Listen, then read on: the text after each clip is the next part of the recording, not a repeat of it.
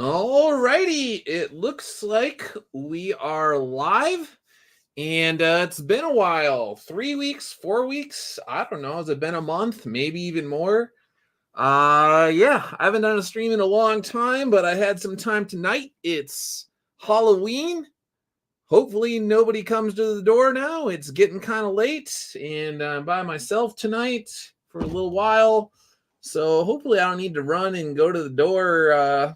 I don't know. We'll see how that goes. But basically, I wanted to catch up with everybody and go through all sorts of stuff. We'll see how long this goes. Could go for an hour, it could go for more.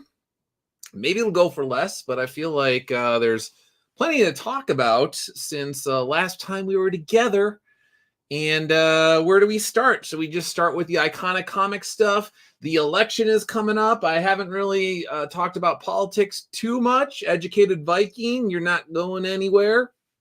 So yeah, the election's coming up. I haven't talked too much about politics, but why not? Some of my favorite people to talk about: Hollywood celebrities that are a bunch of hypocrites, going to Diddy parties and friends with Epstein and friends with Harvey Weinstein and all of that. If they want to get involved, let's call them out a little bit. And then I figured I would just kind of go through my feed and go through the history. There's LeBron James. Ain't no party like a Diddy party. James, he wants everyone to know that the choice is clear. You got to vote for Kamala Harris or whatever. What's her Kamala? Whatever. So yeah, very interesting. We have, what was it? Leonardo DiCaprio came out. He wanted to make sure people vote for Kamala, and Diddy said that his favorite party guest, his favorite freak-off guest, essentially, was Leonardo DiCaprio. LeBron, ain't no party like a Diddy party. James, I don't know if it's real. I think it's real. Him in the French maid's outfit. Look that up. Look, very interesting. Going to parties as a French maid. Very strange. Beyonce, another Diddy pal. She and Jay-Z. J-Lo, another one. He used to date Diddy. So the Diddy party crowd all wants to make sure everybody votes for Kamala Harris. Why? Why is all these people that were at these freak-off parties where they were abusing children, why, and watching and doing all sorts of, evil, freaky stuff, why are they so concerned about this election? They got to make sure that Donald Trump doesn't get in. Very interesting. I don't know. Tagia says, happy Halloween. Thanks for tuning in. Happy Halloween, Doug, says Mark Pellegrini. All right, Mark is here. Speaking of Mark, if you didn't check out the Bunderdome, it's not the Bunderdome anymore. It's the Common America YouTube channel. Today they were at a haunted mansion or a haunted hotel. So you can check that out as well. And if you haven't checked out the Common America 10 campaign on Kickstarter or Indiegogo, it's got 13 days left. It's got 1,776 backers. Very cool. And who knows how many on Indiegogo. Projects we love. And they love it because Mark and Tim are always delivering the goods. It's going to be 10 volumes in a row of Common America. You got Black Ops. And yeah, so doing good things. Check it out. What was I going to say? I'll get to more Tim and Mark because they've been doing a lot of stuff with their Japanese accounts. And we'll get into the quote-unquote Catholic mascot for the Jubilee year and all this sort of stuff. Luce, or however, I'm not Italian, so I can't pronounce it right, but it translates into light. This little figure is like anime inspired and causing all sorts of problems, and people saying it's the sign of the end times because there's a little anime Catholic girl out there or something like that. I don't know. It's very strange. But Tim and Mark have been sharing stuff on Twitter with literally 1 million views and thousands of shares, people learning about the Holy Rosary. And so to me, it's a little bizarre for Catholics to be poo-pooing this when you actually have a lively Japanese audience that is looking into Catholicism, and they're getting excited about a character, and there's already all sorts of fan art out there, and people are making up crazy stories, and crazy in a good way. And I'm sure there's weird stuff out there too, but most of what I've seen is just really fun and cool and interesting. But there's a certain kind of Catholic out there, they're just like, no. Basically, unless it's art that you see on a cathedral ceiling from centuries ago, they poo-poo it. And that gets into some stuff with people contacting me, and sometimes they're like, hey Doug, I contacted so-and-so Catholic influencer, and I told them all about Soulfinder, and they should interview you, and this and that and the other thing. And then quietly I'm just like, oh, they don't know, they don't understand, they mean well, but they don't get it, that these people, the same people that are poo-pooing Luce and anime and manga, they hate Soulfinder. They look down on it. They turn their nose at it. So they never, so whenever a reader goes to these people and was like, hey, you should check out Soulfinder, just buy this Catholic guy and their combat veteran exorcism, they're met with silence. They're ignored because the people, these Catholic individuals, influencers, they look down upon what I am doing with Soulfinder, and they want nothing to do with it. And in fact, oftentimes they think what I'm doing is bad. And so sometimes it's hard for me to comment on some of this sort of stuff because you don't want to be bitter, but you don't want to start zinging people too much. But it's just like, yeah, this is who these people are. They think that I was telling a friend today, there's these guys, they I can see them basically sniffing their own farts, and they're just like, well, smells so good. I could eat this. This is smells so good. My own farts here.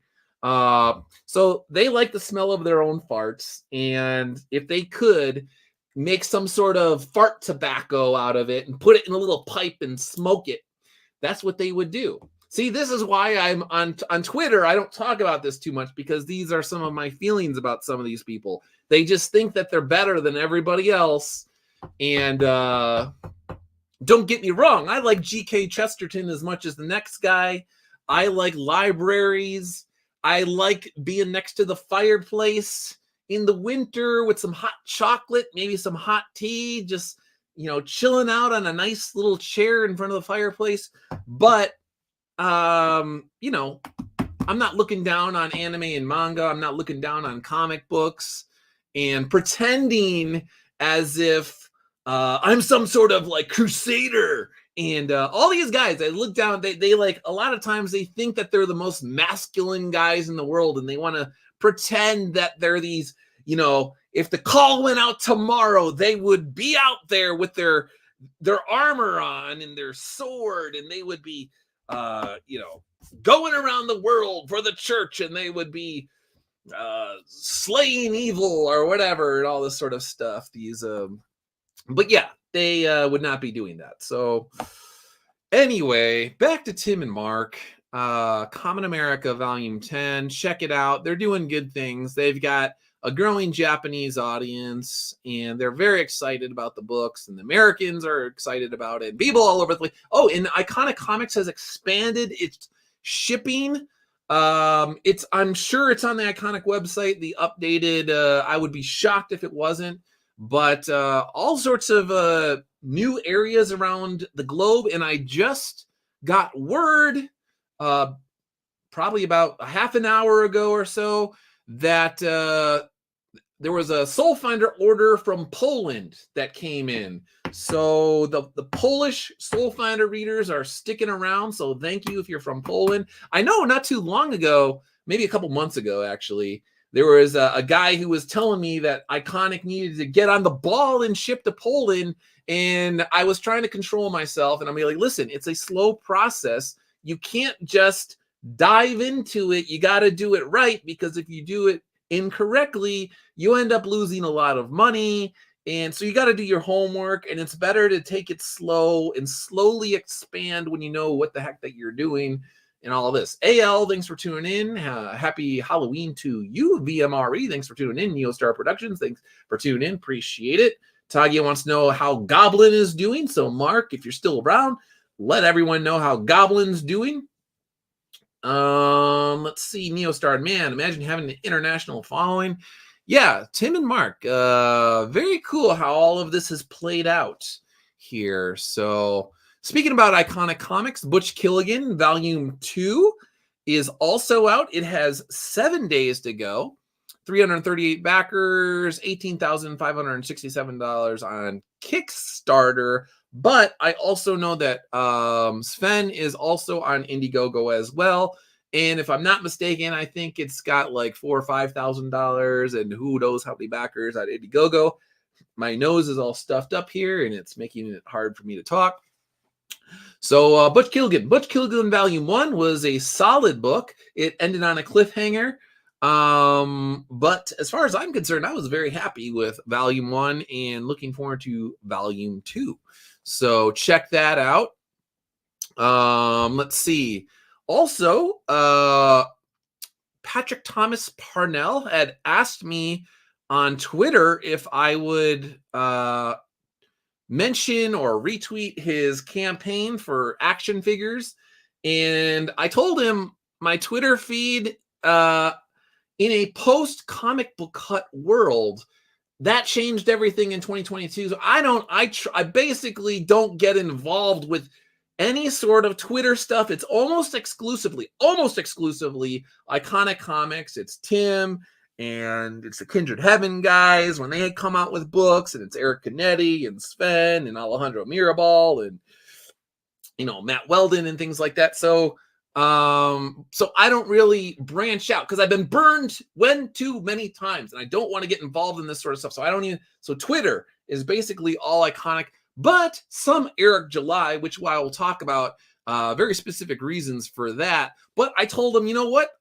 YouTube, I could actually talk about stuff a little bit more. I could be more nuanced on it. It's not just seen as I don't want to be seen as a cheerleader for people at all, and I don't want to open the floodgates to everybody with transactional relationships where they're just like, you do this for me and I'll do this for you and this and that and that, because that's what it always devolves into. And then somebody gets mad, not me, because I don't even go to these people and ask people to do stuff or whatever. I'm not saying that he is doing that. I'm just saying historically I have been burned one too many times, and I don't want another hut scenario ever if I can avoid it. I don't know if that'll happen, but anyway. So my point is I told him, all right, I can do this on YouTube because I could actually talk. So if this looks like something that is up your alley, check it out. Action figures, ninjas, and that and American Ninja and all sorts of stuff. So yeah, sounds interesting. But I'm not into action figures. I don't know anything about it.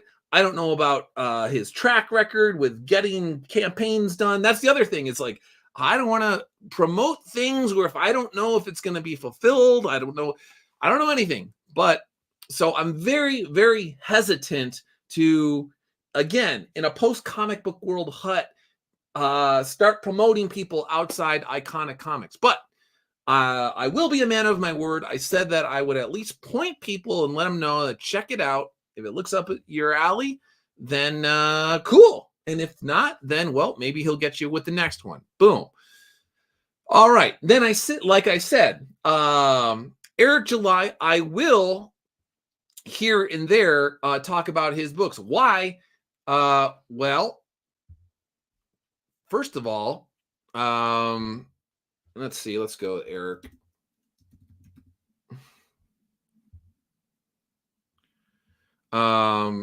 Eric has been very kind over the last year to Iconic Comics, and there are people out there that would love.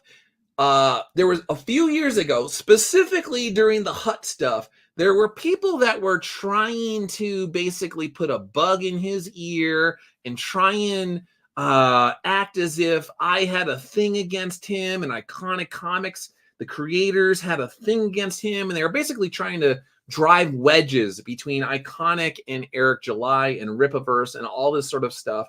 And it was weird because I don't even know the guy. I don't even know, like, he never talked about us. We didn't talk about him. He was doing his stuff. We were doing our stuff.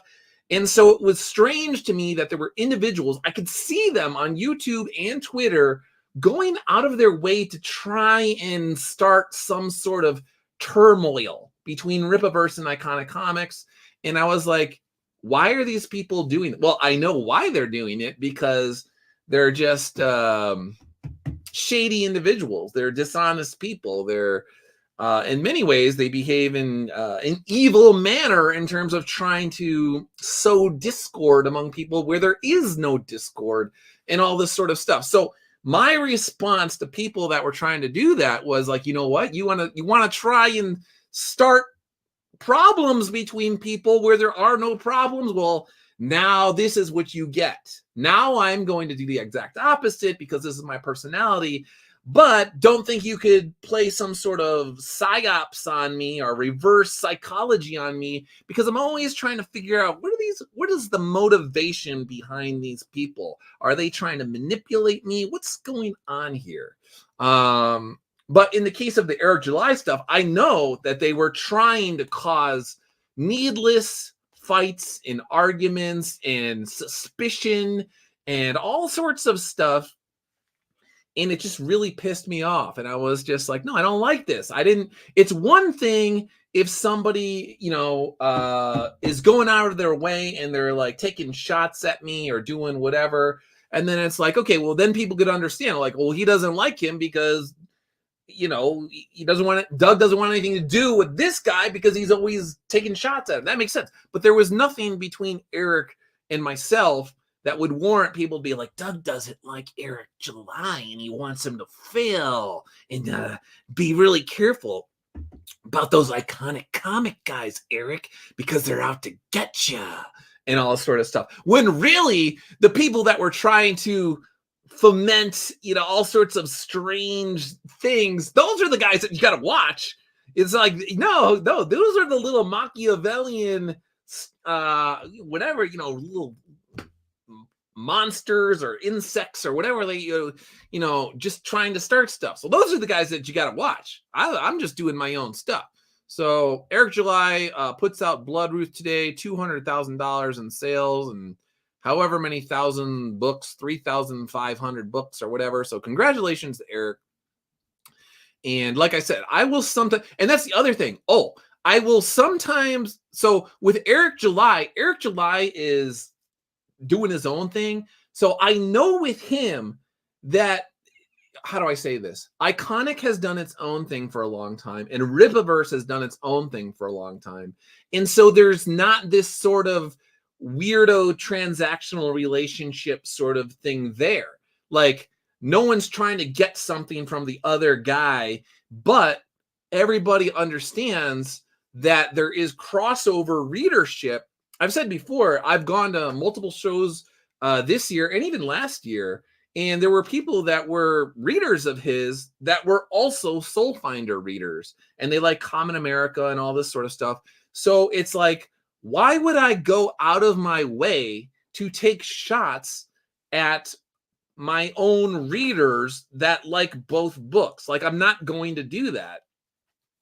And someone was asking me not too long ago, they're like, well, would you review his books? And then it's like, well, I don't review anybody's books. I try to go very hard not to review other creators' books. If I was not doing the Soulfinder books, yeah, then I would have no problem doing it.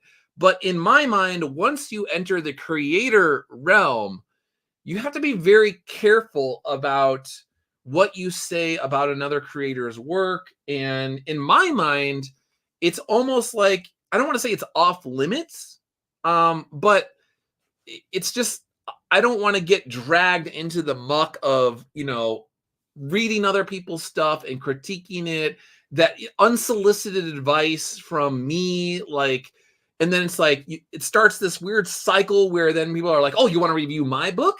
And if they thought you were picking it apart, then they're going to pick apart your book. And then it just starts this endless bickering or whatever. And so I'm just like, I don't even want to go in that direction. So leave it to readers. They can do what they want. Speaking of readers, Eliza Barr, thanks for tuning in. People like Art Table Talk here, reviewing Soulfinder, Noctis Terrare. So leave it to the readers. They are the ones, they will review Rippaverse books. They will review Iconic Comics. They will review other indie creators. They can do it perfectly fine themselves. If you haven't checked it out and you don't mind spoilers, check out Art Table Talk's review, because he totally gets it with what I was doing with Soulfinder, Noctis Terrare. Let's see, which is out now. Can zoom in there. The book with Eric Canetti. And so the short stories are very tricky because I wasn't sure how people would react to those. Basically, I've said before that I can't. I want to show glimpses of Father Redder's life, or glimpses of Father Crane's life, or glimpses of Detective Chua's life, that otherwise I would have to shoehorn it into the main volumes. But this is just like a little appetizer for what's to come. And I try to get it priced, and this is obviously a bundle or whatever, but try to price things where in a turbulent economy, people can afford them and have early bird specials and stuff like that. So it's priced accordingly with being a short story. There's bonus stuff in here. It's like the black and white artwork or whatever. But, and people like Art Table Talk here have totally, they get it, what I am trying to do. So if you want to understand what I'm trying to do with the short stories, then check that out. And then same thing, the Tunnel Hound, there are Tunnel Hounds reviews out there. You could check it out.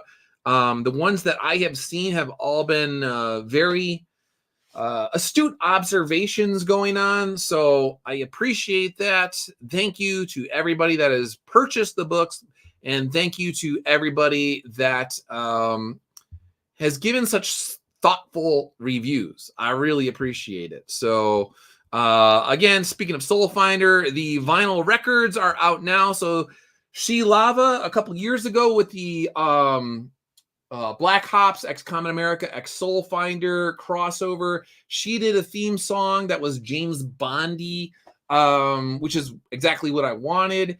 And it was put on a CD and it was out there. And I was like, dude, I think it should be a vinyl. I really like vinyl myself, and I think it's cool. So then I got with Jeff Spokes, and he did some artwork for it. And then I got with Third Man Pressing in Detroit, Jack White's independent, vinyl pressing plant and all that sort of stuff. And it took me probably a year and a half to get everything done and to get in line, because there were other people that had their projects going on, to get the artwork done and all of this. And you got the vinyl that has a little Soulfinder red trim going on, like their uniform, and getting things formatted. That was then getting the sleeves print, and then having the sleeves printed in California and then shipped to Detroit. And then everything had to come together, and then they had to ship them all to me, and I had to test printings and all this sort of stuff. But it was worth it. It was a labor of love, but it's worth it. So got those, got new, where is it? St. Michael Memento Mori rosaries are in. So these are the ones that got the skull on there. And they also have the St. Michael centerpiece. Those have been doing very well.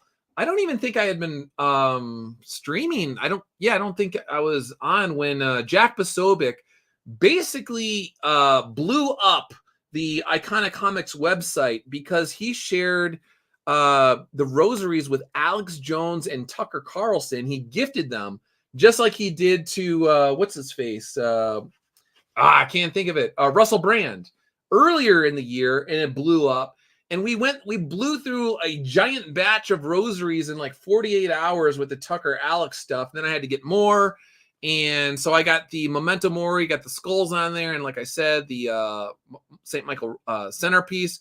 got those are new. Those came in. Everything worked out. And then there's the Dave Dorman cover for Volume 4 as well for the hardcover. If you want those, we got all sorts of bundles going on. So everything is going quite nicely. I recently got a nice check from Iconic Comics for sales, and I basically paid off all sorts of stuff that I had to get paid off. I'm in the clear, and everything going forward, I have the money that I need to start giving to Matt Weldon and some other people. Rodrigo Aviles is doing another cover for Soulfinder Volume 5. I think Alejandro Mirabal already did a piece, but I think we're going to get another piece from Alejandro, but he's a busy guy. He's working on Doom, video games, and all sorts of stuff, but I think he's going to be able to get a really cool piece, maybe two. I don't know, but I think he's going to at least get one more piece in, and if he does what I think he's going to do, because I gave him a couple different options, it'll be very, very cool. So we'll see. I got to circle back with Alejandro in the near future. The point is thank you to everybody that has supported the books this year, the soft covers and the hard covers, the rosaries, the pins, the vinyl records, anything else I'm missing, the various kinds of rosaries, everything, because it all is recycled into the next volume. So it's all going to Soulfinder Volume 5, which takes place in the 80s, and it's the origin story of Neville. AL, sorry, I got to go now. Have a good stream. Hit the like button. Good night. Thank you very much. I appreciate that. Mr. X says, howdy. I appreciate that.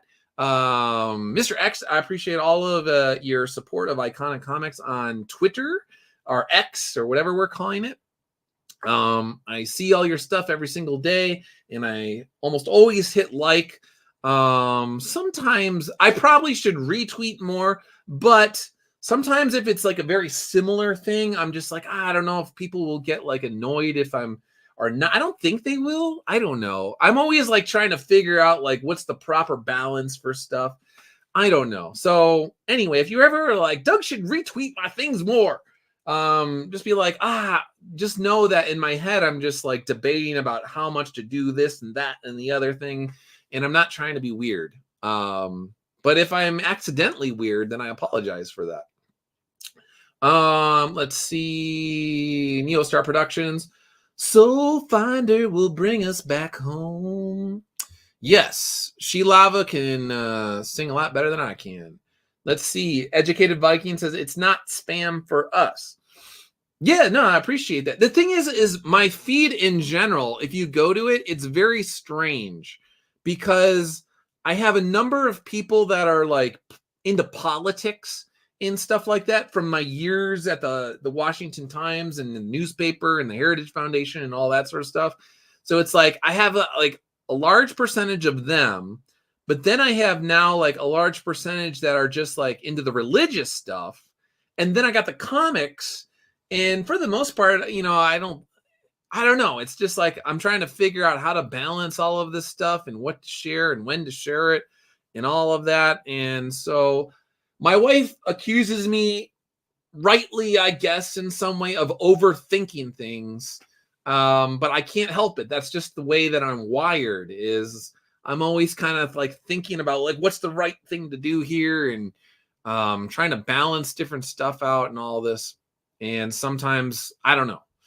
So let's see, where are we? What did we cover here? We covered Common America 10, Butch Killigan, PTP, Eric July, Soulfinder. What else? Noctis Terrari, covered that. Get to religious content.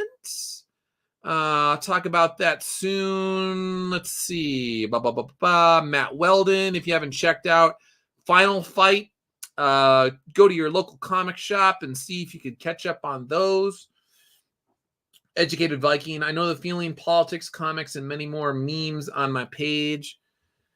Yeah, it's always a tough balance here. Oh, speaking of Soulfinder, speaking of tough balance. This is another thank you to all of you. Speaking of all this, so this is a thank you to Soulfinder and comic readers who have allowed me to escape the world of various online cliques political, religious, professional, and creative so I can do my own thing. I was telling MJ tonight that I never tend to fit in because these, quote, communities create situations where it's not good enough to share principles. There are always efforts to shove people into little groupthink boxes, and I can't take it. I refuse to go along with ridiculousness, but I also have no desire to get into inane arguments with people, so I operate in a space of respectful detachment. Long story short, you greatly help my efforts to remain as independent as possible. So the reason why I was thinking about this is I was thinking about all this like Luce stuff where, so there's religious cliques online on social media where, again, it all goes back to these influencers where it's like they create some little strange hierarchy. And it's like, unless you agree with them on everything that they say, they want nothing to do with you. Unless you kiss their butt and be like, oh, please, sir, can you promote my Catholic comic book? I will attend Latin Mass or something. I don't even know what. But unless you kiss their butt, then they're going to pretend like you don't exist whatsoever because you didn't, speaking of the Catholic, kiss the ring. You didn't bend the knee to the Catholic influencers, and therefore you got the wrong idea. Oh, you like anime and manga, or you don't look down on it, you don't mock it. So, no, we only deal with people that they like art and sculptures and Michelangelo and all this sort of stuff. So that annoys me. And then there's the political cliques, which I dealt with for many, many years, like basically over a decade, in Washington, D.C., in the media and all this sort of stuff. Same exact stuff.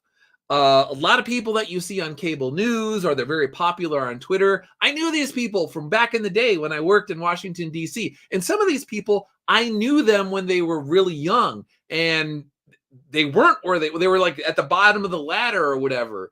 And you knew, you're just like, this guy is a little ladder climber. This guy will throw his mother under the bus if he can get on cable news. This guy will basically run over anybody if he could become famous. And then you fast forward in time and bam, they are who they are and whatever. And so it's like, but again, it's like, unless you kiss their butt, then they will pretend like you do not exist, which again, it's fine. But on another level, it's like, I hate it. It's like, I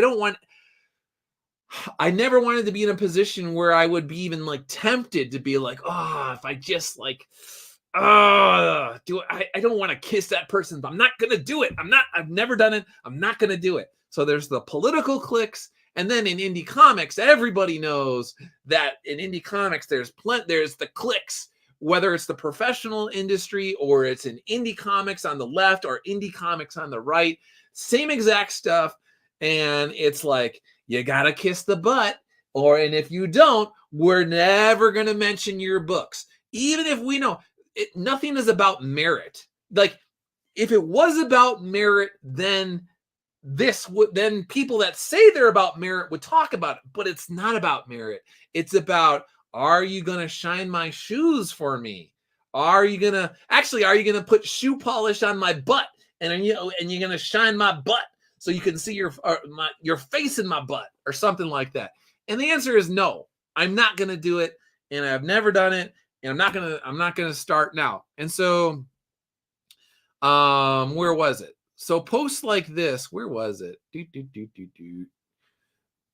Was it recently? If you want to know why people don't like me,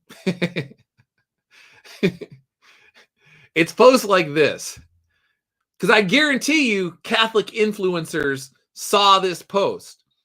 This is about Tim and Mark and their post that got over 1 million views, 13,000 likes, 5.2 thousand shares, and various dozens of comments on their own, and who knows how many, and all these others talking about the Holy Rosary and the history of the Rosary and Fulton Sheen and all this sort of stuff. And my response was, over 1 million eyes on educational material about the Holy Rosary, a large Japanese audience, lively conversations, thousands of shares. maybe it's not worthwhile in 2024 unless influencers sign off on it. If a light shines in Japan and a YouTuber did not talk about it, did it ever really happen? Did it? And the answer is, yeah, it did happen. But this is, again, why people in comics, in politics, in journalism, and all over the place, they don't like your friendly neighborhood writer here, because they read this, and if they got a guilty conscience, they know that it's about them. And they're just like, ooh, that guy, he's talking about influencers. That's me. I'm an influencer. How dare you talk about me not covering something that actually should be covered? Because again, if it was about merit, if you were a Catholic influencer and you cared about people that are actually spreading the faith in an entertaining and a way with substance behind it and all this sort of stuff, and reaching out to Japanese people and getting them very like, what's this Catholicism about? What's the rosary about? I don't like, why are so many people very in love with the rosary? I don't understand this. If you were a Catholic influencer and that was what you cared about, you would be reaching out to Timothy Lim. You would be reaching out to Mark Pellegrini be like, wow, you guys have really made inroads into the Japanese market. And Timothy Lim, I know you're a practicing Catholic. Very interesting. How is that going? How do you balance all of that? How do you do that in a way that's not ham-fisted, that turns people off? We really want to know how to evangelize the Japanese or places in Asia or whatever. How do you do that? But they don't care about that because they just want to be like, no, Pope Francis is not the real Pope. Anime, manga. This is for feminine men without testosterone, like anime and manga. Man, you must have a low T problem, Doug, because you're not talking down about Luce and you're promoting common America. You have low T, Doug. I'm the high T guy. I'm a crusader. Blah blah blah blah blah blah. Oh, okay. That's really interesting. Okay, you're the military guy. Okay, the guy who's never served in the military, who has zero muscle mass, and your BMI is what it is, and it looks like you never go outside, and your skin's completely pale. It looks like you've never done an day of exercise in your life. Yeah, you're the warrior. You're the Catholic warrior, Renaissance man, and I'm low T because I like common America and I promote it, and I don't have a problem with Luce. So again, these are the streams that probably tick off influencers. Yeah. Let's see. Educated Viking. I know the feeling, politics, comics, many more. Okay. That's a decent Matt Walsh. Oh man, you want to talk about Matt Walsh? Matt Walsh, Mr. Talking crap about blue collar workers, saying if you call in sick. I saw that a couple weeks ago or a month ago or whatever. It was just like, don't call in sick. If you're men, don't call in sick, and blah blah blah blah blah blah. And it's just like, actually, Matt, I do know a thing or two about that because I was mechanized infantry. And when I was in the military, you could have a fever of 103. You can just be literally diarrhea when in the water tanks or whatever the heck they did, they somehow contaminated it when we were in Holmesfeld or Grafenwehr or wherever we were in the field, and everybody got diarrhea and their butts were exploding. And, you had an entire company of people that were trying to get into the stalls, and their butts were just exploding all over the place. Yeah, that was me. You can't call in sick or whatever. So I do know a thing about that, Matt Walsh. But guess what, Matt? You work for the Daily Wire. You upload some stuff. You tweet here and there. Some guys. Let's talk about Donald Trump and the garbage men and all this sort of stuff. You're a garbage guy, garbage man, and you're hauling literally, thousands of pounds of garbage every single week. Or whatever. You're a construction guy, and you're doing the cement stuff and all this sort of stuff. You got the jackhammers that are turning your joints into just like mush in like peanut brittle or whatever. You see these guys on the side of the road with the side, they got the giant, whatever it is that flattens the concrete. And you just know that all the pressure on their joints, if they're doing that for years and years, they're going to have arthritis. They're going to have back problems. They're going to have knee problems. They're going to have all sorts of stuff. Maybe they might need to call out once in a while, Matt Walsh. So, I don't know. Maybe you look like you're the uptight conservative with a spiked rod up your butt and like not fun. And just you think you're better than everybody else because I don't know. It's like totally tone deaf sort of stuff. And you're like, why do you do this? You actually make conservatives look really bad when you do stuff like that. Like, I don't know. It's the kind of stuff that someone who's never worked a blue collar job in his life would say, or something like that, or even retail. Like if you work retail, I go to Panera on a regular basis, right? And it's become kind of like a running joke about me being in Panera, but I like to eat breakfast there. I read my books. Where's my Panera post? There's a Panera post somewhere. Come on, Panera. I know I got a Panera post. All right, here's a Panera post. Bam. All right, so I like to go to Panera in the morning. I get my breakfast sandwich. This is the Asiago, whatever, sausage, bagel. And I get to watch people treat the cashier or the manager or the assistant manager or the baker or whatever like absolute crap, like on a regular basis, like just for no apparent reason, just being absolute a-holes to the person on the other side of the counter because, some idiot reaches over the counter to get something where all the food is because he thinks he could just grab a cup that, I don't even know why. And then when they're like, hey, sir, like, it's unhygienic. You can't be like reaching your hand behind the food counter and stuff. Oh, you're rude. Blah! And like getting all upset and yelling at people and stuff like that. So maybe if you had to work retail every single day and you had to deal with these people that were just complete a-hole morons being jerks to you for no reason, maybe you might need like a mental health day once in a while. Maybe you might want to just take a day off to walk through some fields and clear your mind because every day you have people that think that when they get upset or they get properly corrected, that they can just go off on you and they have a license to be verbally and rhetorically abusive to you for no reason because they want to take out all their stress on the guy, on the college kid who's just ringing them up and doing their bagels and stuff like that. Yeah, Matt Walsh, don't tell that kid who has to like endure ridiculous verbal abuse on a regular basis not to take a day off once in a while when it's literally in their contract. If they have like, a week, a year, or whatever the heck, sick days, they can take a sick day if they want. But no, Matt Walsh, he's too tough. He's such a tough guy. Never takes off. Oh, never takes off from the Daily Wire. So sorry I had to go off on Matt Walsh there. I'm just venting. This is probably, I haven't streamed in like a month or whatever, so it's all built up here.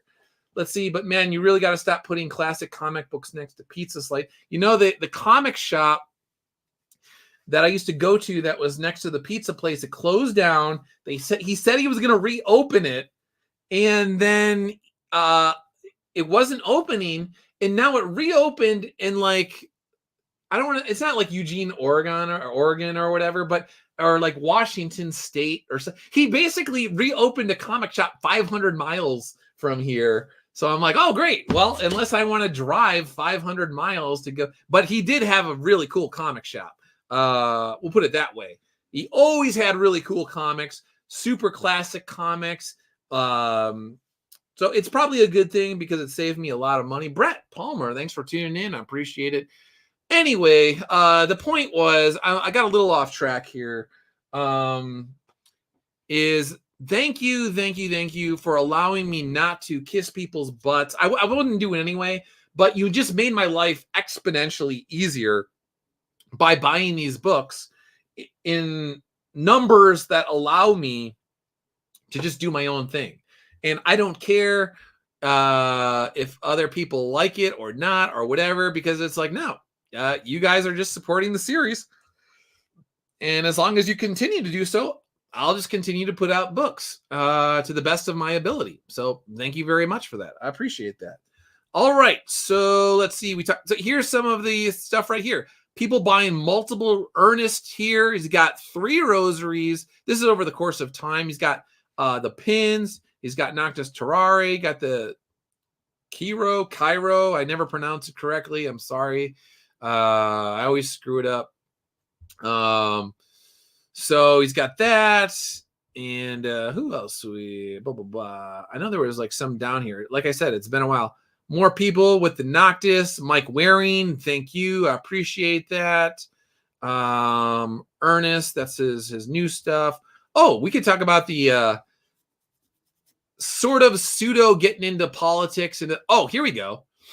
Let's see. We got Castlevania 3 trying to wipe out Christianity from the series, essentially saying that vampires are afraid of the cross because of right angles. The way that the light is refracted, it messes with their minds or something like that. It's not because of Christ that the vampires recoil. It's because of the way that the light refracts off of right angles or whatever. So ridiculous. I was talking to a friend about that tonight. All right, let's get into the politics a little bit.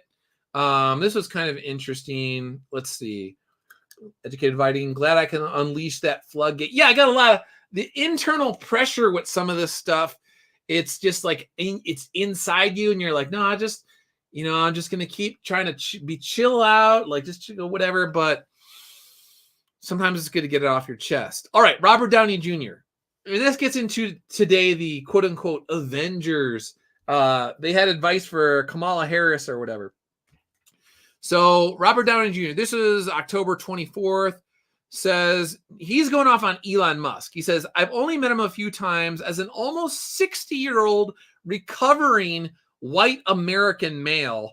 I just wish that he would control his behavior a little bit more, but that's not me. So this is embarrassing on multiple levels because he is a recovering drug addict and he is likening things that are beyond his control.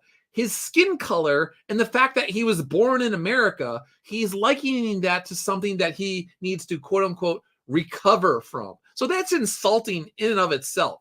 If you are a dude and you preface your comments with as a recovering white American, you're apologizing for your skin color. Like, I'm sorry, but what happened to you, dude? Like, you're just sad. You're embarrassed. And now you're apologizing for being like an American. Like, who does that?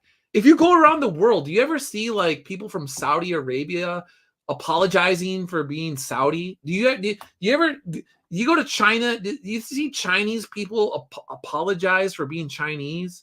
Do you see Koreans apologizing for being Koreans? Do you see Ethiopians apologizing for being Ethiopians? It's like basically only in America where you have Americans that have some bizarro self-loathing where they have to be like, I'm sorry. Same thing with their race. Like, who does that? Like, why do you have to apologize because you were born white? Like, I don't know. Anyway, so that alone was embarrassing. But then my tweet was, did RDJ ever publicly tell Harvey Weinstein to, quote, control his behavior when it was an open secret for decades what was going on in Hollywood? Or does this, quote, recovering white American male only save his selective moral outrage for Elon's personal politics? So the reason why they are upset is because Elon came out in support of Donald Trump. Never said one word when Elon was just Elon. He was doing the Tesla stuff. Then Elon was the greatest guy in the world, is going to save the planet, green energy, all this sort of stuff. Yay, we love Elon. He's going to take us to Mars. He's going to save humanity. Greatest guy ever. He's got the Boring Company. He's got multi-billion-dollar companies under like 6 or 7 companies or whatever it is that make billions of dollars. And yeah, he was the greatest guy in the world. But then he essentially was like, wait, what's going on the left here? These guys are anti-free speech, and they're getting kind of tyrannical. This is creeping me out. I think I'm going to buy Twitter. I'm going to turn it into X. And also, I think Donald Trump is probably the best bet to save free speech, because these other people are psychopaths. So now all of a sudden Robert Downey Jr. wants to come out. Now he wants to say stuff. So, okay, you want to, and then let's talk about this. We'll bring this guy in. I muted him, but let's bring him in. Oh, no. I don't even know who that guy is. I guess I didn't mute him. Did not. All right. So this gets into people that I have to deal with, usually publicly, but sometimes privately. So here's this guy. I knew it. As soon as I started getting into it with this guy, he goes, did you or any other journalist call out Weinstein before the victims came forward with charges and lawsuits? No, because you would have been sued for defamation. What a stupid, nonsensical question when you, as a journalist, are far more guilty of it than him. Now, this guy doesn't even know what he's talking about. First of all, I haven't been in corporate media for years now. Also, without getting into too many details, early on, I wanted to write about Weinstein, but I had an editor, okay? So what he also doesn't get is that editors get the final say on issues. I was literally not allowed to write on Weinstein when I wanted to write on him. Eventually, I think I may have done a few stories, but it was usually my co-worker and peer, Jessica, who now works for Fox News Digital, but whatever. Initially, I wanted to write about Weinstein and was literally told I couldn't. But whenever I had opportunities to write about Epstein, when nobody was writing about Epstein and people were scared about that, and they would call you a conspiracy theorist, I wrote about Epstein. I wrote about Hollywood. I wrote about John Podesta and the WikiLeaks. And if you know about all that sort of stuff, then you know that was highly dangerous back in the day, because Twitter was basically shadow banning people. They were deleting accounts.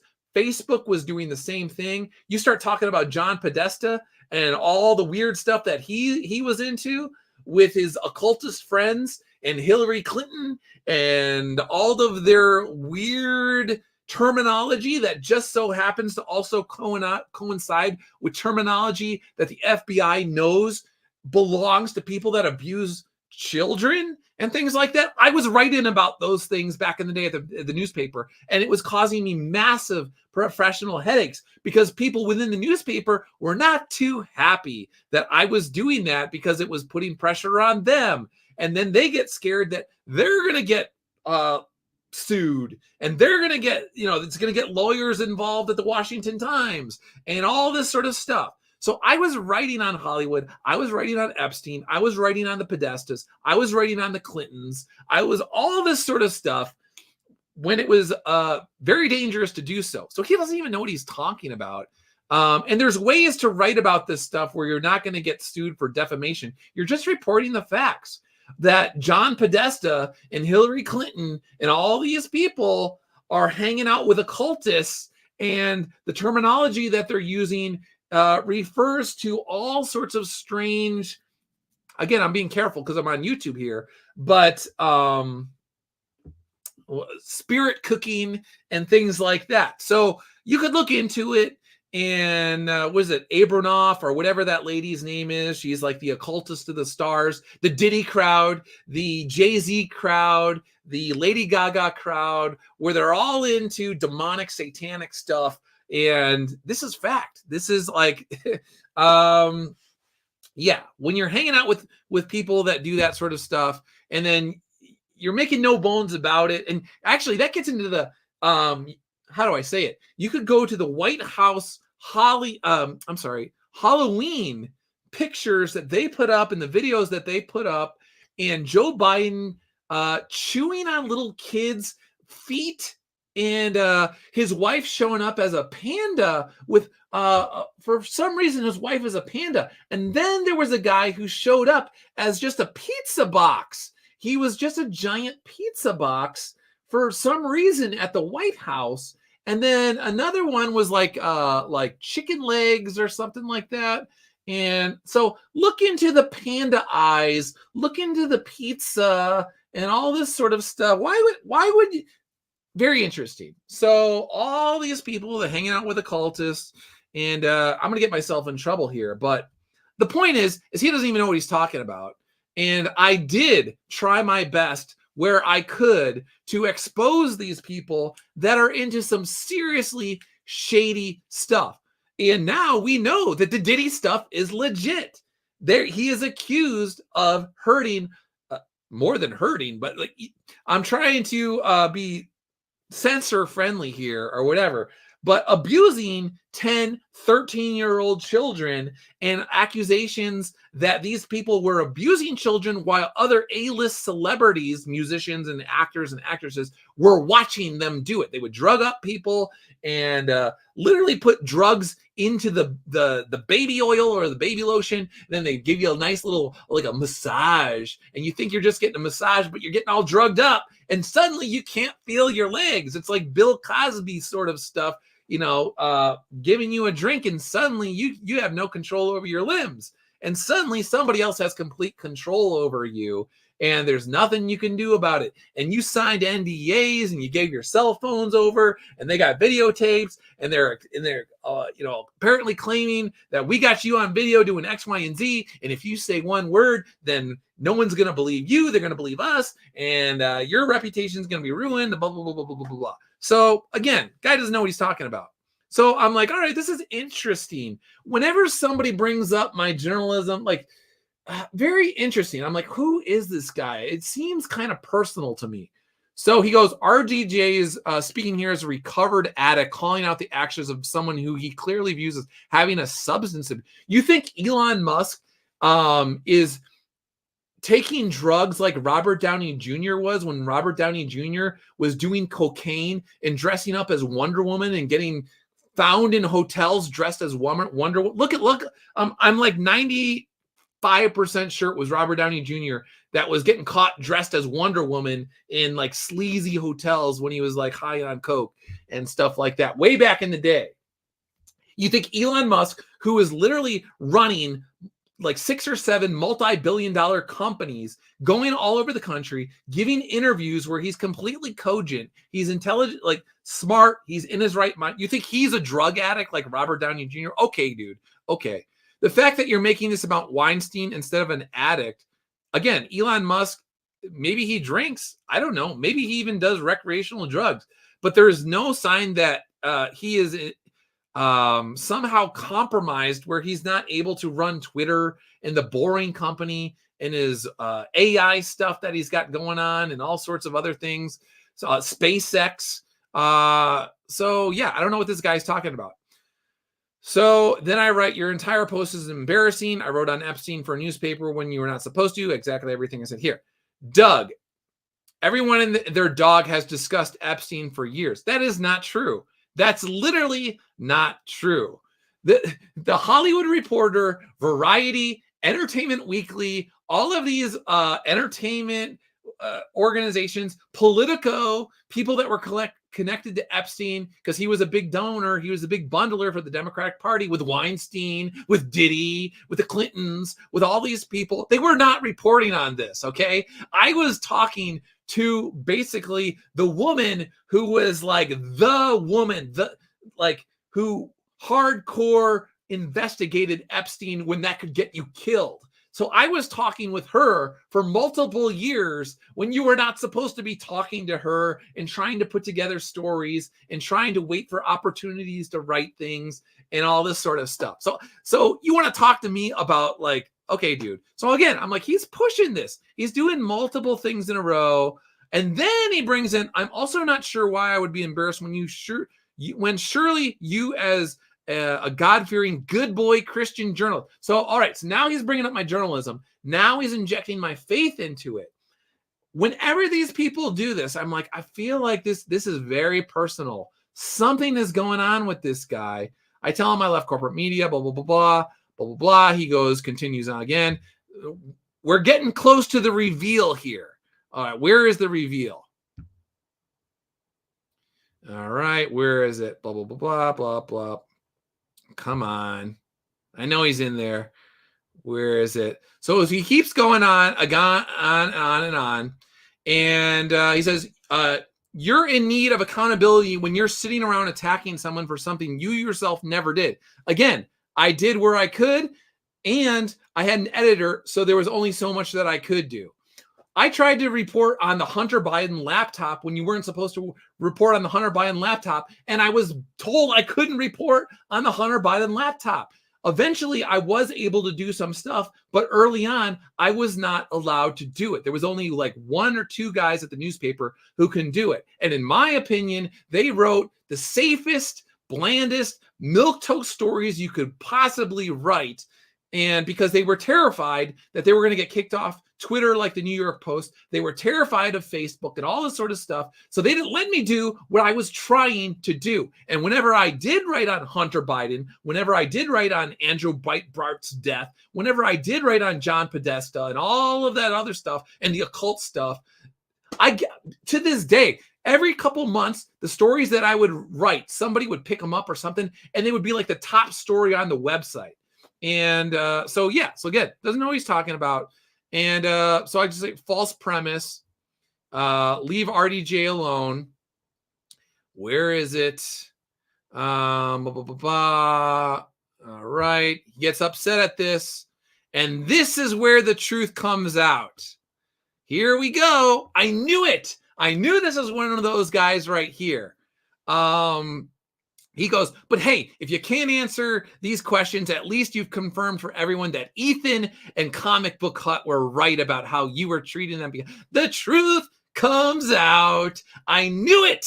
This is how they always are. You just have to continue to just string them along. These guys are like deep sea fish. I'm out there fishing. I'm just reeling them in. I know it is under the ocean. I know it's under the water. I know you're somebody from Comic Skate or whatever who hates my guts, and you are waiting for the opportunity to bring up Ethan and bring up the Comic Book Hut. And there it is, right there. Boom. So this is what these guys do all the time. They start an inane, stupid argument with me, and then most of the time I do ignore a lot of this sort of stuff. But every once in a while, I'm like, you know what? All right, let's see how this goes. And then I was just like, man, I know this is personal to this guy. It seems like he really knows me and he really doesn't like me. And he's just waiting for an opportunity to go there. And that is exactly what he did. So if you ever see me and I'm getting a little snippy with somebody, if I'm getting a little sharp with someone, it's because I got a suspicion. And almost all the time, I'm right about these guys. I have been right for years about who these people are. I'm like, I know this is one of them. Boom. Ethan, Comic Book Hut. That's what he wanted to say right there. So anyway, that was my little story about these guys coming out of the woodwork. Eliza Barr, stop fishing with dynamite, Doug. It's illegal. Doug, Media Matters is coming for Media Matters used to follow me when I worked at the newspaper.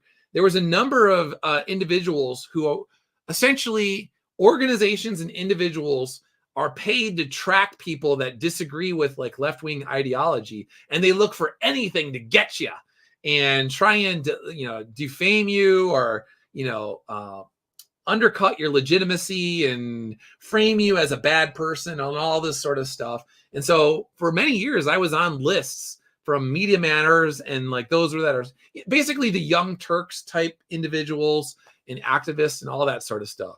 So very interesting. All right. So we talked about RDJ there, but then I guess we can go to today. We'll go back up to the top. Where the Avengers, there's LeBron. All right. So the Avengers stars reunite to brainstorm a catchphrase for Kamala Harris ahead of the election. So again, they're all coming out. All of the Weinstein people, they didn't say one word for years. It was an open secret in Hollywood. All the A-listers knew about it.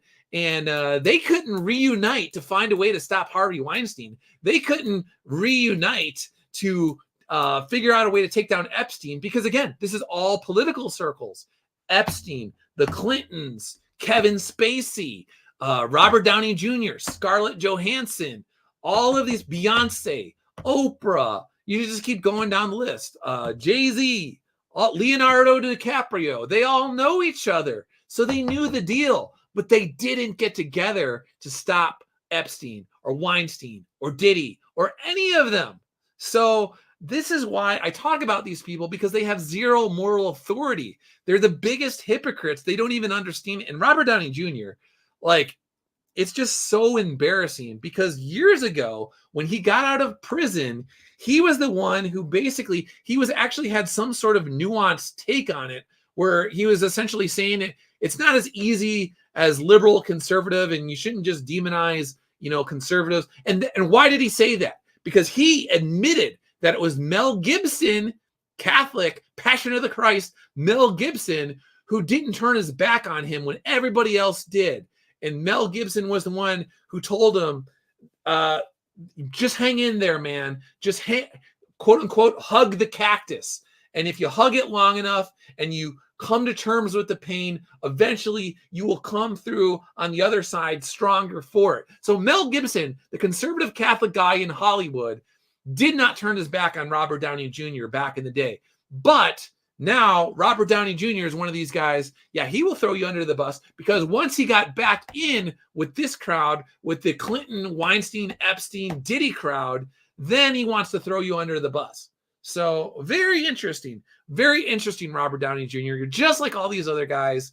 And it's really sad that people that went to bat for you when you were at your lowest of your low, you literally, a drugged out cokehead crawling on the street, dressing like Wonder Woman in sleazy hotels, the conservative guy who didn't throw you under the bus, who stood by you, that tried to lift you up. Yeah, now you want to go after conservatives and pretend like they're the bad guys. But here's the other thing: all these people, they don't talk about inflation. Why? Because Robert Downey Jr. just signed some $90 million, $100 million deal, like with his own little trailer park on the set of the next Avengers movie, where he's going to be Doom or whatever. So yeah, if you have your own wine cellar, Robert Downey Jr., Scarlett Johansson, and Don Cheadle, or whatever the heck your name is, War Machine. Yeah, you got your own wine cellar. Yeah, you fill up Olympic-sized swimming pools with foie gras or whatever. You don't need to worry about inflation. You probably don't even do your own grocery store shopping. You have like some maid. Arnold Schwarzenegger, the Screw Your Freedom guy, comes out for Kamala today. The guy who screwed his nanny or whatever and got her pregnant goes for Kamala, which didn't, like, Kamala's husband, didn't he like impregnate his nanny or something along those lines? I don't know if that's right. I don't know if that's 100% sure, but I heard there's something along those lines where he like was screwing his nanny. So all these people that are screwing their nannies and they're all for Kamala Harris. All the people that are multimillionaires and don't need to worry about inflation. You want to talk to the people that they got to go to the store and they got to see the prices of eggs and the prices of meat and the price of toilet paper, paper towels. I mean, if you actually have to do a budget like normal people, you will see how much the price of paper towels and toilet paper has gone up. Gasoline has gone up. And you'll be like, yeah, maybe I might want to vote for the guy that says, yeah, we have more natural resources than pretty much anybody in the world within the United States. And maybe we should utilize all the oil and the natural gas and the rare earth metals that we have all over the United States and up in Alaska and all this sort of stuff. But the Democrats, the Kamala Harrises and the Bidens of the world, they won't let us use our own natural resources so we could essentially have more supply and lower the price of gasoline ultimately at the end of the day. So yeah, to Robert Downey Jr., I'm the crazy guy because I look at Donald Trump saying we should use our vast natural resources to help Americans. And maybe we shouldn't send $150 billion over to like other countries when we have people here. I was talking to a homeless lady the other day, like over the weekend. She was outside the grocery store. She had her husband. Her husband was like in a wheelchair. And it was clear that they were like recently homeless. And these weren't drug addicts or anything like that. You can tell they were just like a family that were down on their luck, and they had all their stuff in like a grocery cart or whatever. So I'm talking to this lady, and she's talking about how there's the hotel down the street from us, and they took in a lady from South America and who was here illegally with her 6 kids, and they put her up. Apparently the local government, they put her up in the hotel with her 6 kids for free for at least a month. So the American woman and her husband who lost her job and now they're out on the street, they can't get into a hotel, but some lady who came here illegally with 6 kids from South America gets into a hotel for free. And then I was telling her, I was like, yeah, it's just like New York City. They're putting up these people from all over the world into basically like 4-star hotels. They're kicking out war veterans, like Korean war veterans that are how old now? Getting up there in age. We'll just say like their 80s or something like that. So Korean war veterans getting kicked out of hotels because it's more profitable to put some guy from Venezuela in there, or some guy from North Africa or China, or they're literally coming from all over the place. Pakistan, all this sort of stuff. So homeless Americans, they don't get into hotels. They don't get help. But you're going to send Ukraine and all their corrupt politicians and their kids that are on yachts in the Mediterranean with American taxpayer money, billions of dollars. Can't help the Americans, but we can help everybody else. We can send taxpayer money overseas, and we can just straight up open the border for literally like 10 million people, including rapists. Donald Trump is right. They're opening their prison. Where do you think they're sending? They're basically opening their prisons and saying like, hey, listen, we're going to give you a one-way ticket to the United States, and we're going to give you plenty of whatever money or food. We're going to give you a little guide to get there. And we know that you're a murderer and a rapist, but guess what? Get out of here. This is your one chance. Go. And so they're literally emptying prisons and sending rapists and murderers and also molesters and all sorts of stuff to the United States. And then they're sending them in the middle of the night. They're putting them on planes, and they're sending them to swing states. They're sending them to Nevada. They're sending them to, well, Virginia these days is, whatever. Sending them places like Arizona. They're sending them to New Mexico. They're sending them to Michigan. They're sending them to Ohio. They're sending them to Pennsylvania. All these places in the middle of the night. Bad things tend to happen in the middle of the night at like 3 o'clock in the morning. Yeah, your government, which, again, a lot of these people are into occultist stuff, at 3 o'clock in the morning are shipping people over to swing states. And as Elon Musk was saying, their goal, and they even said it themselves, their goal is to make sure that all these people get onto the voting rolls and ultimately they're able to vote. So if you go into a swing state where normally the margin of victory is only like 20,000 to 80,000 people, and you shove 1 million or 2 million or 3 million people in there, and you get them all dependent on the government, then you can essentially recreate California on a national scale. California is like a supermajority blue state. It doesn't matter that San Francisco is filled with human feces from drug addicts that are crapping all over the place, so much so that they need apps to tell you where the crap is and the diarrhea so you can maybe avoid it, and you can play like not Foursquare, what is it? Where you're breakdancing on the trying to avoid Twister.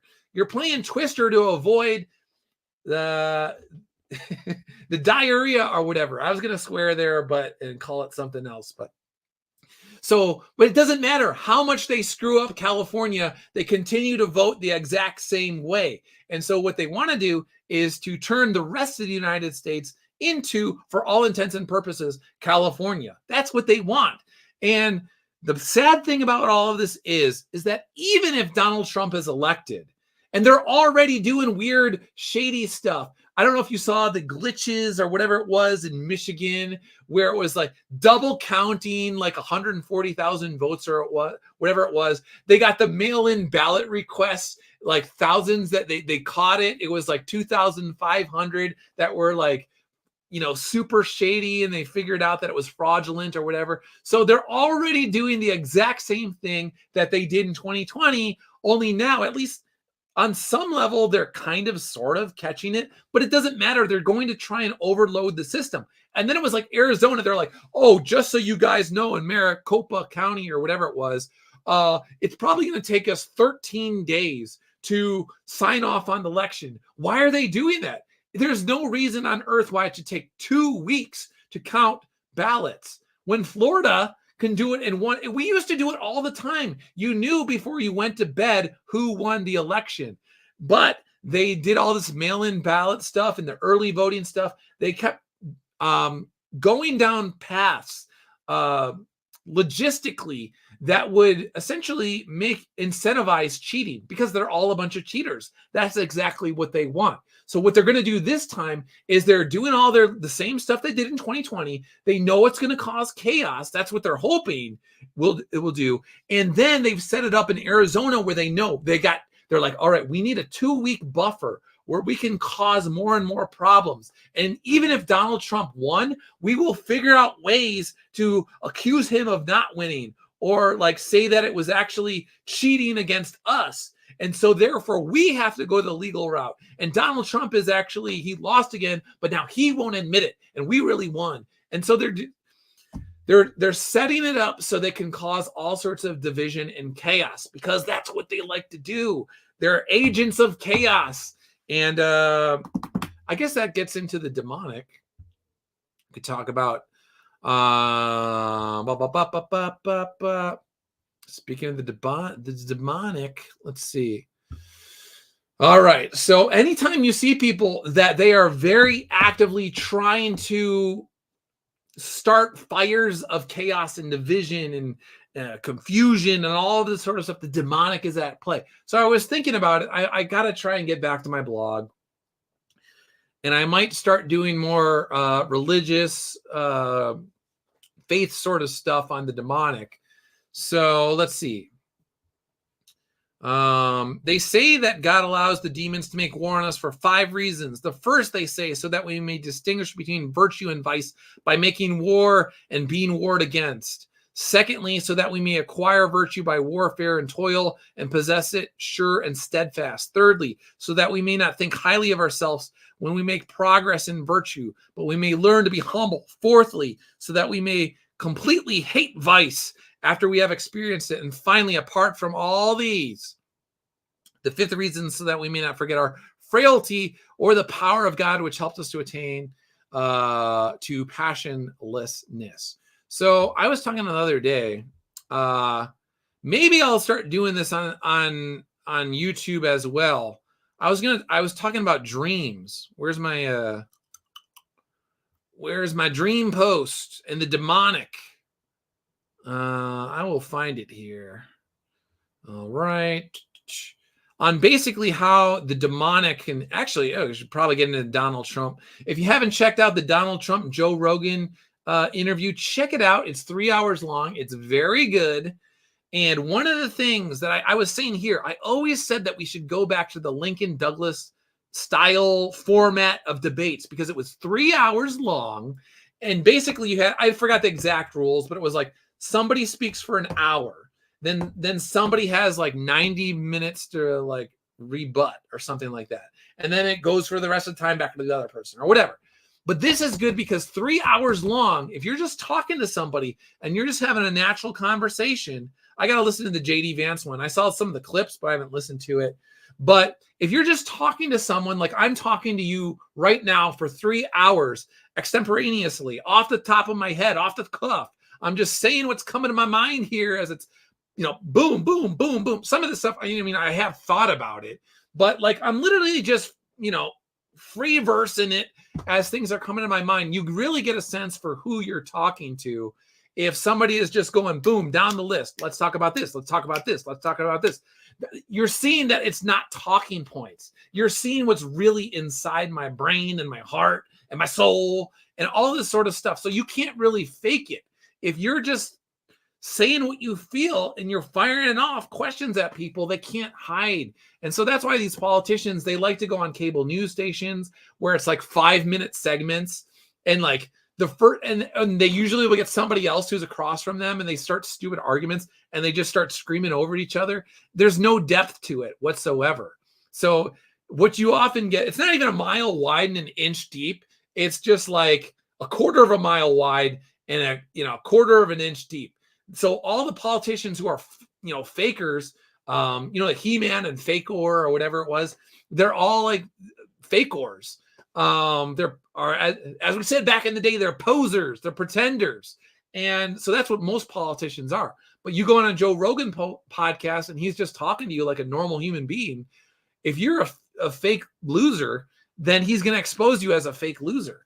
And so check it out. And I particularly like when Donald Trump started talking about his life, trying to get buildings made and dealing with all the red tape and the hassles involved with environmentalists and the politicians, and going through all these mazes, bureaucratic mazes, and even his thoughts on concrete and the different levels of concrete for like nuclear power plants and all this sort. You can see that this is a guy who he is not. They try to pretend that he's stupid because all Republicans are stupid to them. He is clearly not stupid. And there's a reason why he's as successful. You might not like him. You might not like that he calls Rosie O'Donnell fat.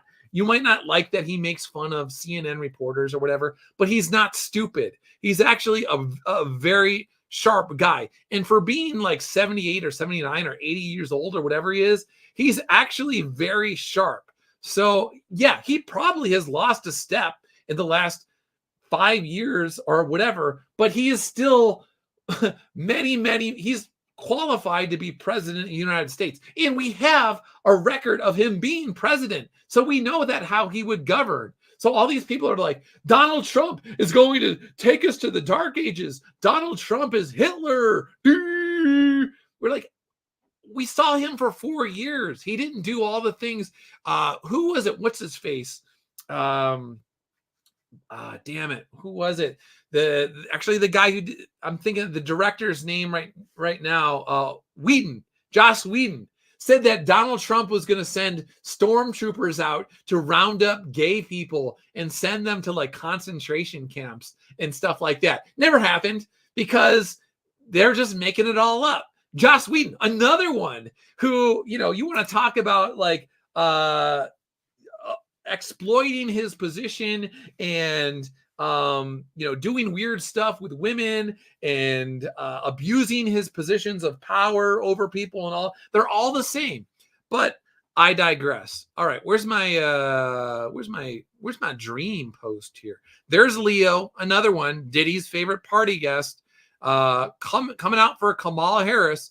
Oh, because of the environmental aspect of it. The guy who goes around the world on private jets and yachts all over the place. Another one who, at least publicly, we know he likes them young. He starts to date them. He waits until the day that they're 18 years old, and then he starts inviting them onto his yachts. So who knows, the younger supermodels.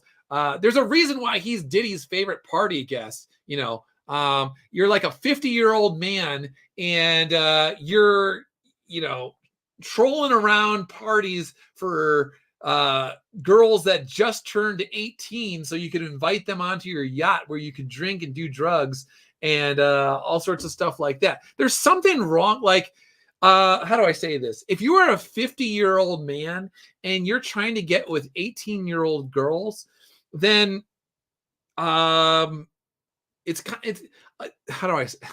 I got to be careful how I say this, but speaking only for myself, I would want to jump out a window if I was talking to an 18-year-old girl for longer than 5 minutes about, I don't know. I just, it would be the weirdest, most awkward, strangest thing.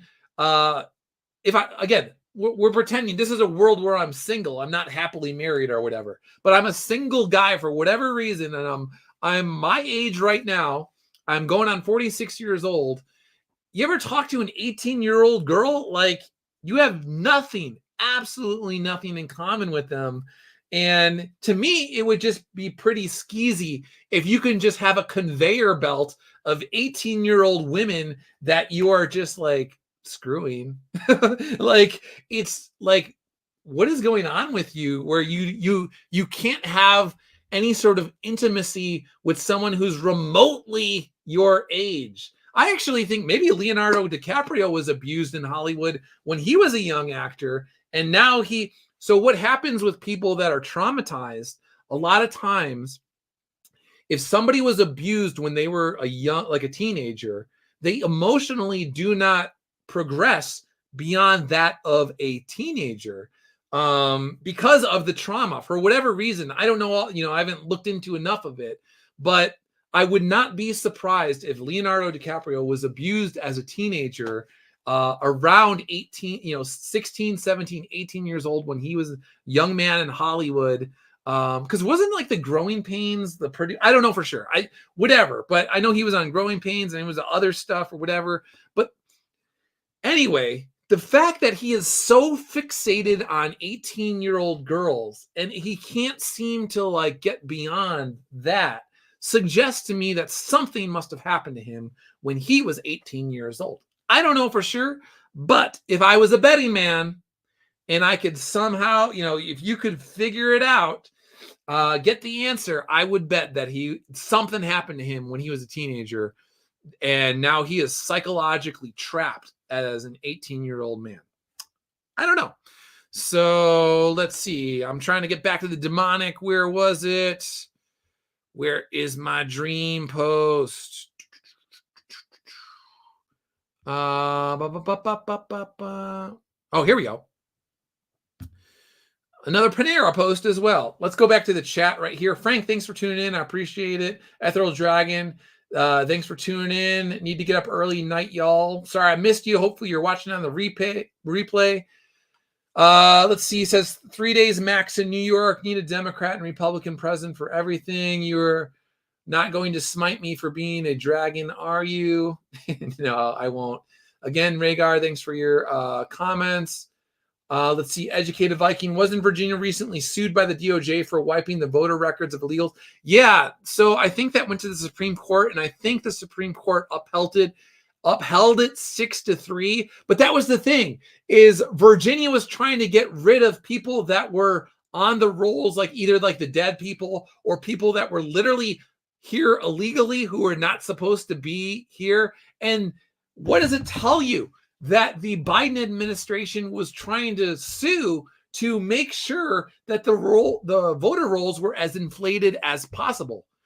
The only reason why you would be so adamant that you're trying to make sure like people that are like not even supposed to be on the rolls are on the rolls are that somehow, some way, people that are interested in cheating on your behalf or to your benefit would do so.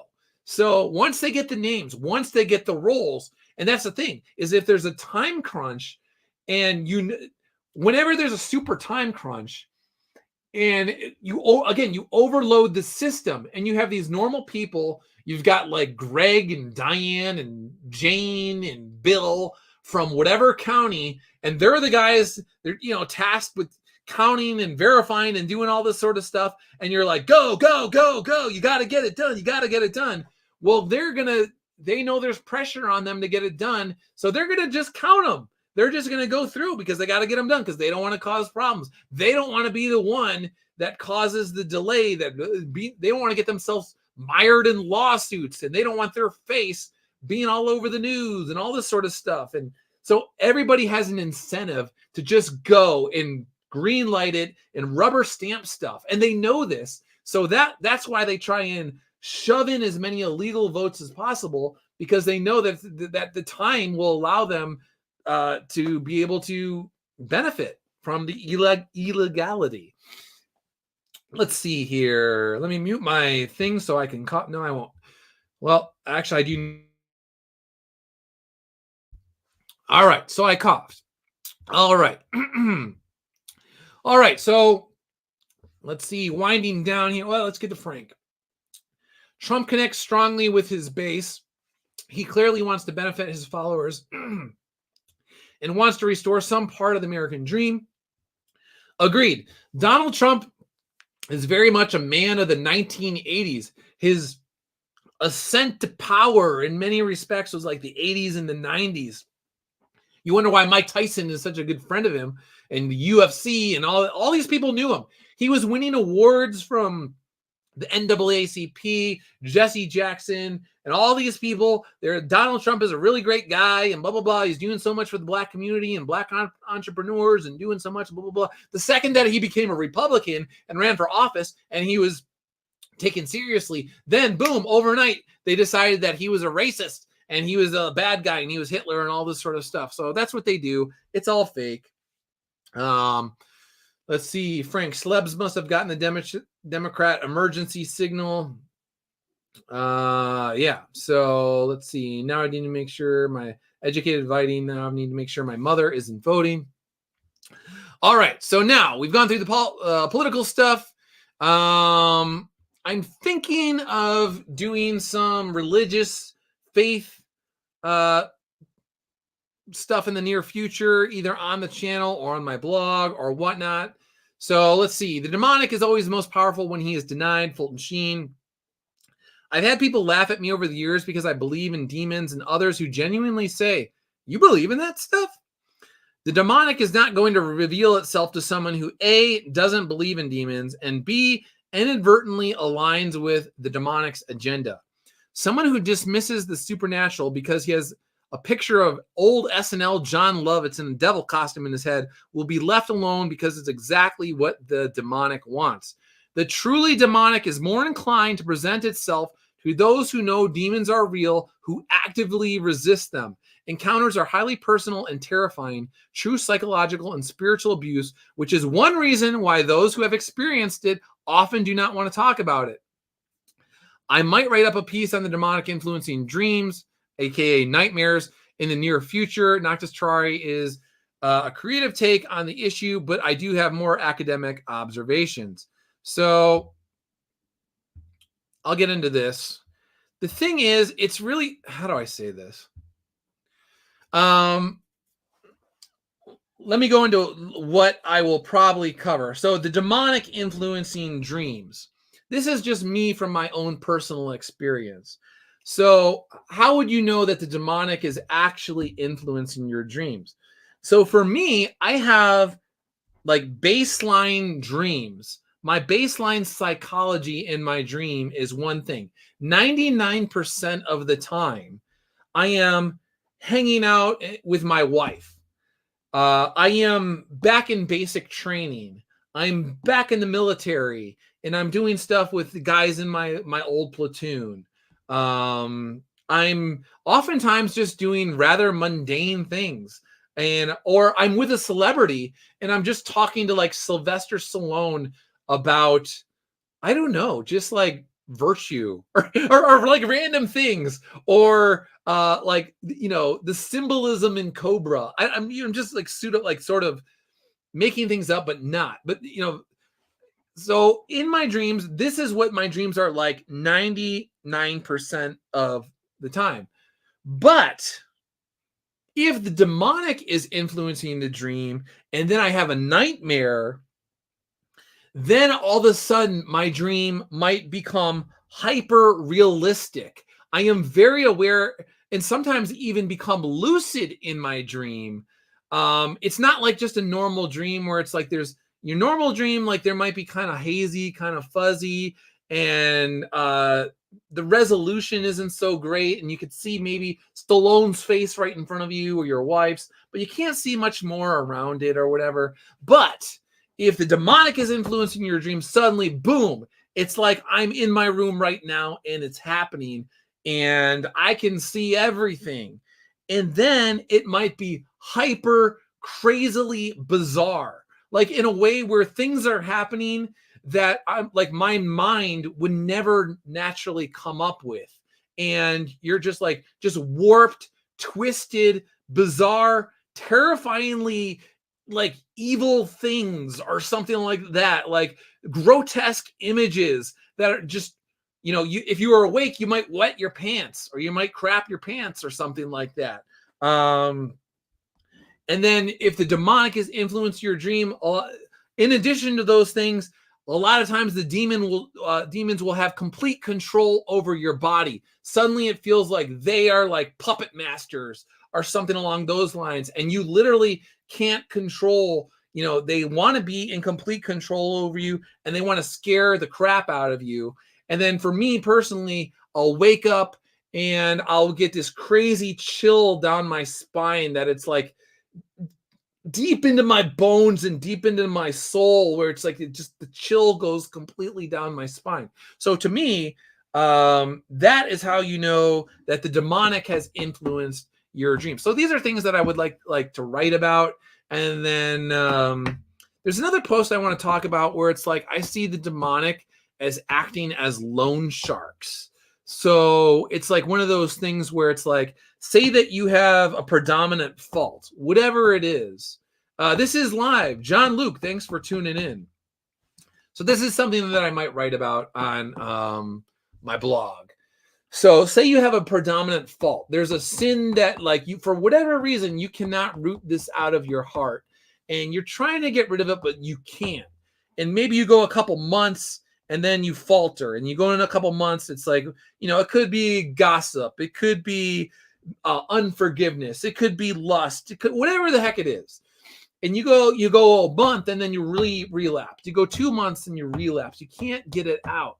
And I have found that demons are like loan sharks, where if you have not rooted this sin out of your heart, you're working on it, but you haven't done it. And for whatever reason, it's still there and you still return to it and you just can't let it go for whatever reason. And essentially, that's a part of your soul that still resists obedience to God or whatever. So you maybe normally you can go a month and then you relapse, but maybe you go 3 months, but then you relapse. My experience has been with these demonic dreams and other things like that. Oh, that's the other thing is they could actually affect your physical body too, but that gets into, I got to debate how I want to handle all this sort of stuff. But the demons will come back and then it's like they want their sin payment plus interest because you've held off. You were supposed, your cycle was 1 month, but you held off 2 months. You held off 3 months. You held off 4 months. And now you owe us that money, that debt, that sin debt. Cough it up. And we're going to cause you emotional and psychological and maybe even physical duress in the form of temptation. We're going to start spiritually breaking your arms and breaking your legs, just like the loan shark would. And on some level, because you are operating outside of God's authority, you stepped out of that when you decided to sin. God's going to let you suffer that pain. He's going to let you suffer that because God knows that ultimately, if you resist the temptation, He has the ability to heal you. He can heal your arms and your legs and your heart and your mind and all these sorts of stuff. But because you were operating outside of authority, you gave yourself over to the loan sharks.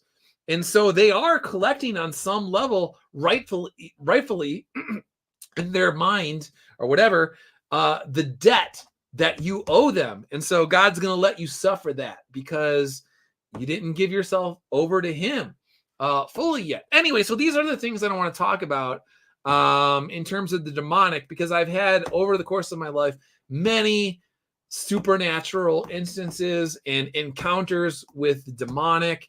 But as I was saying before, is some people, if you have actually encountered the demonic and you have been truly psychologically and spiritually abused because they are evil by the demonic, a lot of people don't like to talk about it because the demons know your deepest, darkest fears. They know all of your sins. They know everything. And then if they're in your dreams, they can personalize it in a way where how can you talk about it? You can't talk about it because then you would be telling other people about your deepest, darkest fears and your secrets and your pains and all this sort of stuff that you don't want to talk about. The only person you want to talk about it with is Christ, because or Our Lady, or but you don't want to talk about it with Joe. You don't want to talk about it with random dude next door neighbor, because these are your deepest, darkest fears. And people have a way of, when you tell them things in confidence, telling other people, or waiting for the day when they get mad at you and using it against you and all this sort of stuff. Jean-Luc, how does one let go of pain from the death of a family member? Do I have a demon? Death. This is really terrifying. Get behind me, Satan. Yeah, well, I mean, the death of a family member, of course, that's going to be a wound that you're going to have with you for arguably, in many ways, the rest of your life. But again, if you believe in Christ and you believe that Christ died for our sins and that heaven is a reality, then in many ways, you don't have anything to worry about. Was the Padre Pio quote, pray, hope, and don't worry. And so I think that the more that you lean on Christ, again, he can take that pain away from you and allow you to get over that. But anyway, these are things that I do want to talk about. And I'll probably get into it in my blog. I'll try and make time for it. And I might even do some videos on the demonic and stuff like that. The demonic is that they're always going to harass you. That doesn't mean everyone's, quote unquote, very few people are like, perfectly possessed or even possessed, but they will harass people all the time. They will put thoughts into your head. They can mess with your emotions and all this sort of stuff. So, yeah. And actually, if you want to, I did recently a co-interview with Father Ripperger on the Good Night Everybody podcast. It's the YouTube channel. It used to be No Heroes, but now it's Good Night Everybody. So I will try and find this. I'll scroll through this. My wife actually just came home, so I don't have too much longer here because she probably wants to get to bed soon. Where is the podcast? Good night, everyone. If I see Bass Rudin here, here we go. So I recently did. Bas Rudin is an MMA legend. Father Ripperger is arguably the most well-known living exorcist. Used to be Father Amorth, but there's others. But I would argue Father Ripperger is probably the most well-known. Anyway, this is an hour and a half interview or so that I did with Christopher Lawrence. And we had a really good time. I don't know why he didn't have the link here. We'll go to his site. Good night, everybody. All right. Boop, boop, boop. And live. Where is it? Here we go. So people think abortion is protecting it. Here, I guess I can play the Nevada generic ad. So let's see if this is a Kamala Harris one or not. In Nevada, but no matter what our state laws are, if a national abortion ban passes, our rights will be gone. Like, your rights are gonna be gone, Donald Trump, who was president for 4 years, and your rights didn't disappear. It doesn't matter, because if he's elected, your rights will be gone. That. So we can't let anti-abortion extremists like, oh no, Sam Brown, the anti-abortion extremist, yeah. Sam Brown anywhere near the Senate. Drinking warm water before bed balances blood sugar levels and reverses type 2. Does it? Thousands of people are... All right. Hello, everyone. All right. So anyway, check out Good Night Everybody, Exorcist Father Chad Ripperger and MMA legend Bas Rudin. I thought it was really strong co-interview. A lot of interesting things covered. And I did my best to ask Father Ripperger some really good questions. And most of what I drew from was from his book Dominion. And that is what inspired me a lot of my questions. So let's see if I could go to one of my questions. Yeah, I think more than, like you said, the more the traditional or the classical ones, I think, are by and large. Let me put it this way: back when society was sane, if there had been a problem with these, there would have been they would have been rejected and there would have been squawking. But they didn't. People saw it as legitimate at that time, and I think the only reason that you're seeing a reaction against that stuff now is because. All right. I don't want to just plop you into the middle of it. But the point is Father Ripperger is highly, highly intelligent. I would not be surprised if his IQ was 140 or over. He used to be a psychologist before he was a priest. I do have his book on psychology, and I have to read it extremely slowly. It'll probably take me 5 years to get through it because it's above my head.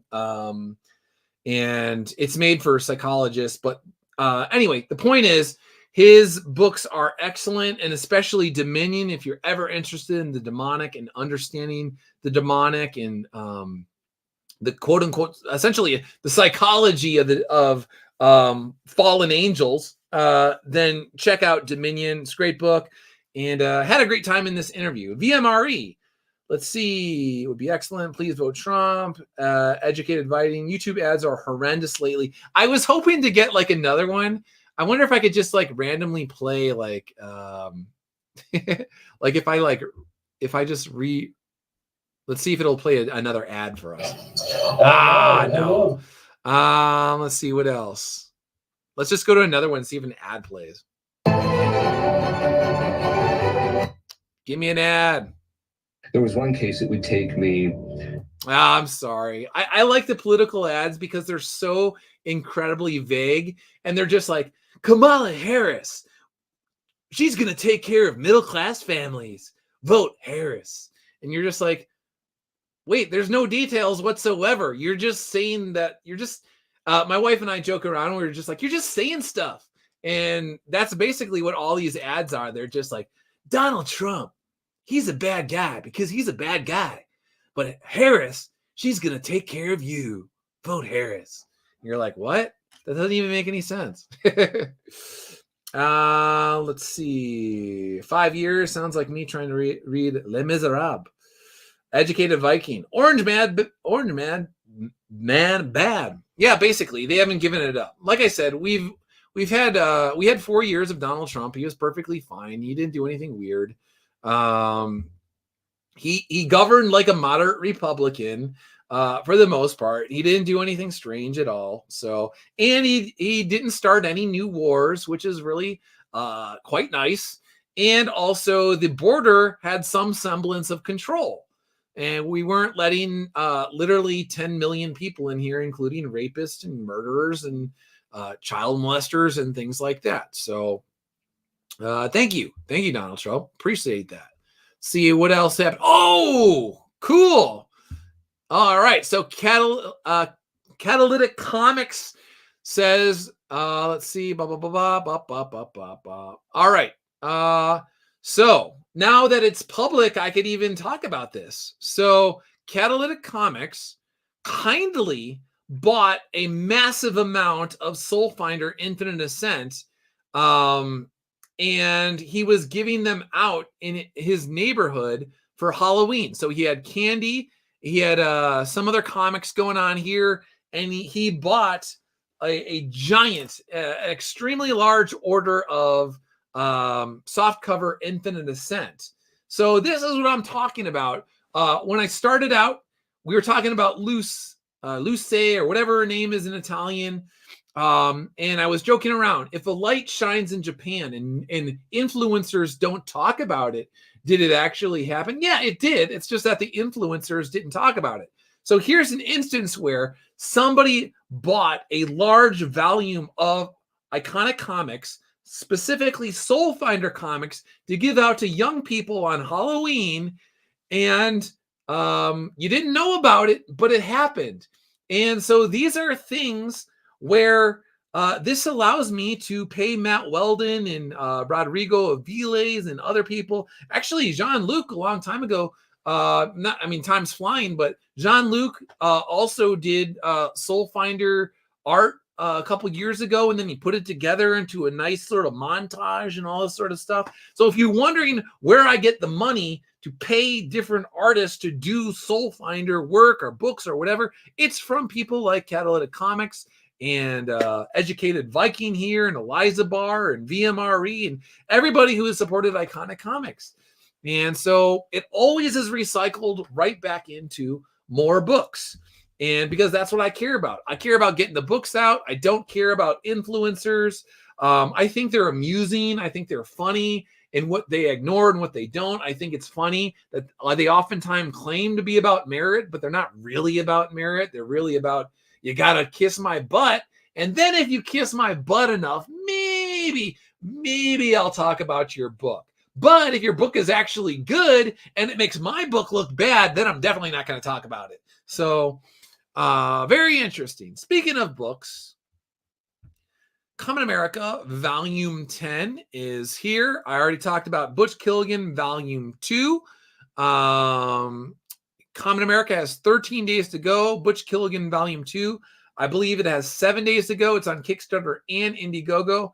Doug, can you call me an influencer just once? Eliza Bar, you've had more influence on me than you realize. So, I mean, anybody who comes to Bell County Comic Con and drives an insane amount of hours to come to Bell County Comic Con and, you know, to speak to the Iconic Comics book, Iconic Comics booth, I mean, you're an influencer. You're an influencer of the guys at Iconic Comics in ways that I understand, in ways that I don't even understand. It's beyond my comprehension.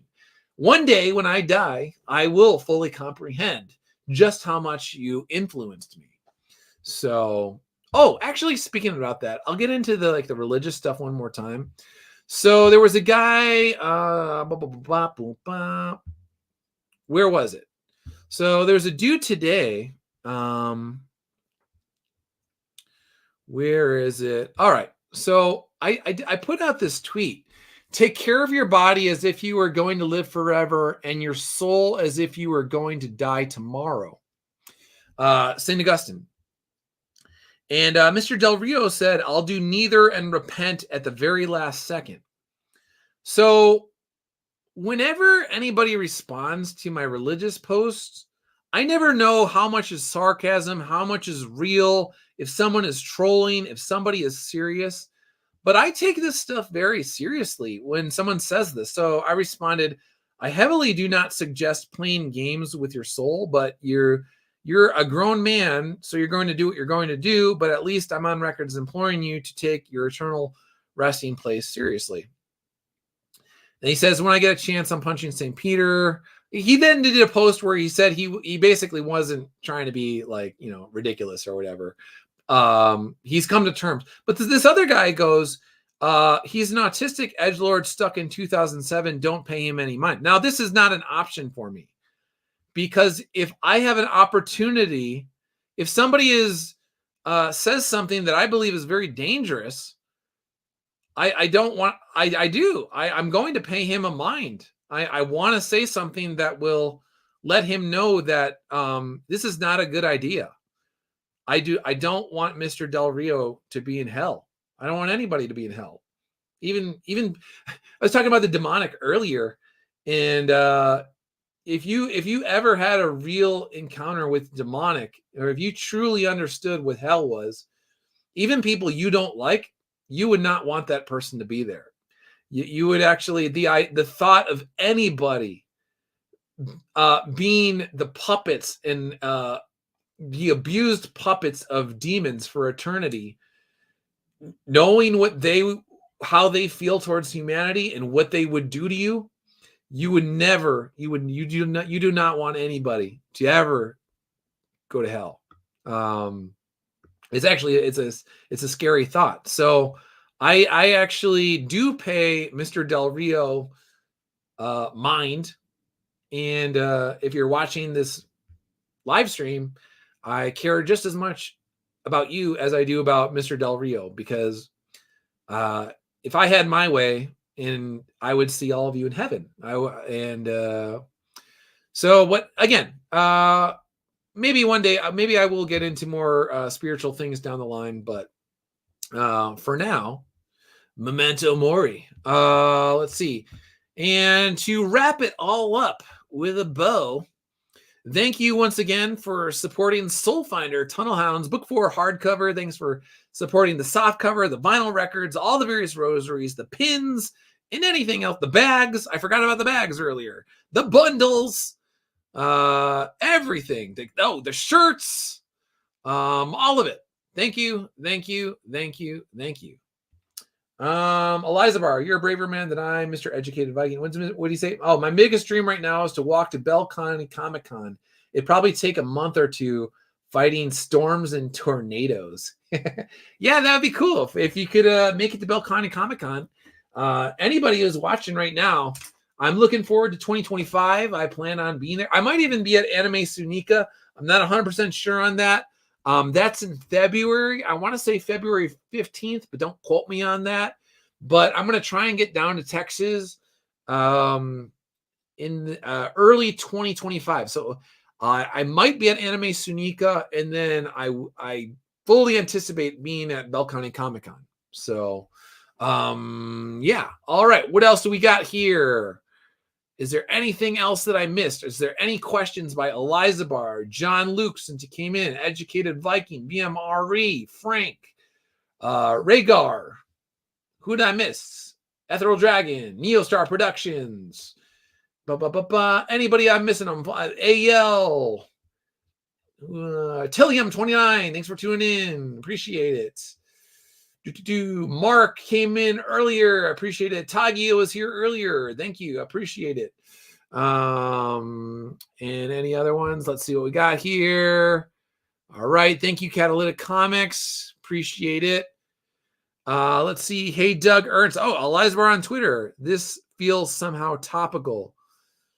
Loved Tolkien until this post. Guess I'll start watching Game of Thrones. Let's see what Eliza Barr was talking about here. The Pope thinks Lord of the Rings is better than Game of Thrones. He is so right. Do you agree? Whoever this guy is, love Tolkien until this post. Guess I'll have to start watching Game of Thrones. Yeah, so there are these guys that anything Pope Francis says, they will immediately be like, no. Like I've got my issues with Pope Francis, but guess what? It's kind of just like the presidency in some respect. It's different, obviously, but how do I say it? If you should try your best to be as charitable as possible you should try that with everybody. But when somebody has the office of the presidency, even if it's Joe Biden, who I really, really, really don't particularly like on multiple levels, you should try to have a certain sort of, I don't know, etiquette or decorum, or you should try not to lower the bar if possible.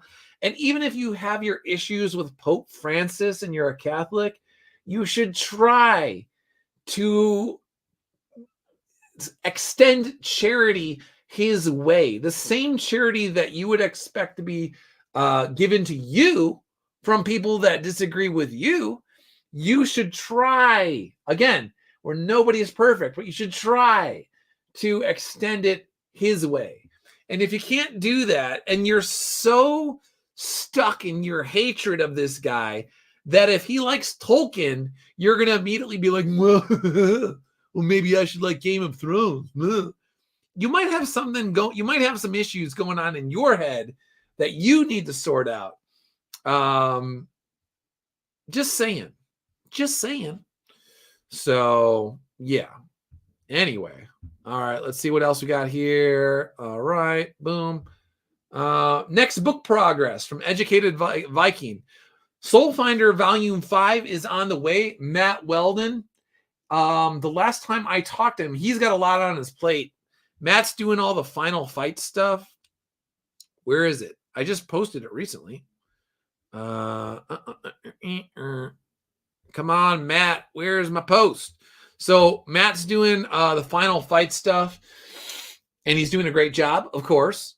So he is working on that, but Soulfinder Volume 5, I believe that all or near all of the pencil work is complete. And the story itself is, I want to say, it might even be like 80 pages, this one. So quite a bit. And so the pencil work is, I will say the pencil work is probably like 90% done. And he's already started on some of the inks. And when I talked to Matt, he said that this is the best work that he has done to date. And if Matt Weldon says it's the best work that he's done to date, then you can put it in the bank, because yeah, you saw what he's done with Soulfinder Tunnel Hounds. So I don't even know how he's going to up the game from Tunnel Hounds, but he said he's, and I should, how do I say this? Every time Matt does a book and I try and like push him out of his comfort zone, he nails it. So then I'm like, okay, well, if he can do this, let's see if he could do that.